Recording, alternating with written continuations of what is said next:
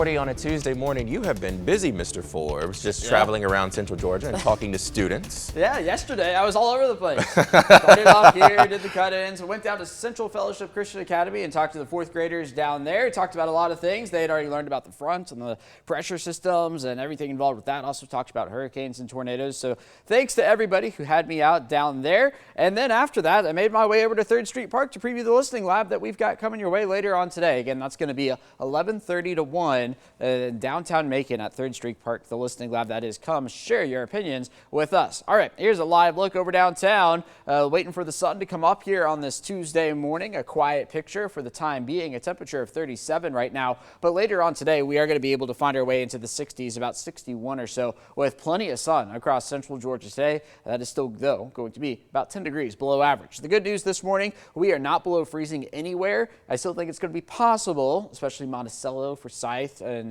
the Thomaston area. But I say that's good news because even if we do fall below freezing, it's not going to be for too long. Temperatures will begin to warm up by the time we get to about 8 o'clock or so with the sun above the horizon. All of these numbers, though, 15 to 20 degrees colder than we were this time yesterday morning. And even now, looking at wind chills in the 20s for parts of the area. Sparta, Forsyth, Roberta, Butler, Thomaston. If you're not in the 20s, you're in the 30s. 30 itself in Macon. Feels like 31 out the door at Warner Robinson, 30 over in Montezuma. So a freeze warning remains in effect for Hancock County, Washington, over towards Baldwin, Jones, and Monroe County, Upson County, and then points northward. That's not to say we can't fall below freezing south of this. I just think the better chance of that is going to be up to the north, and so does the National Weather Service. The radar picture is quiet, and through the day today, we're not even going to be looking at anything in the way of cloud cover. Temperatures near 50 by the noon hour, and then later on this afternoon, closer to 60. I'm forecasting 61 in Macon for a high temperature, and then on into the night tonight, back down into the 30s before we get into the 70s tomorrow afternoon. We'll do something similar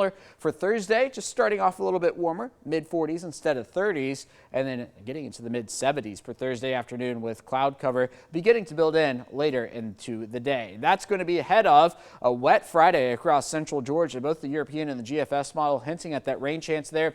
Even on Saturday, the European model trying to keep a few showers around. I kept a 40% chance of rain in the picture for Saturday, namely during the morning hours. I do expect it to clear out, though, for the afternoon, setting the stage for a picture-perfect Sunday, looking at sunny skies with temperatures in the 70s. All right, the pollen, there's no avoiding it. The tree pollen is high. Now the grass pollen is high. We moved from moderate to high on the grasses. Not looking at any weed pollen just yet, but the mold is in the low range as of now. Today, the first day is spring. Technically, it happens just before the equinox, that is, happens just before midnight tonight. So really tomorrow, the first full day of spring. 69 days away from Memorial Day, 93 days away from summer. So yes, the warm weather is coming in Central Georgia. Here's your 7-day forecast. 72 for Wednesday, tomorrow 74 on Thursday with partly cloudy skies. Then the rain chance builds in beginning on Friday at 60% there, followed by 40% Saturday morning. 72 and partly cloudy for the final day of the Cherry Blossom Festival on Sunday.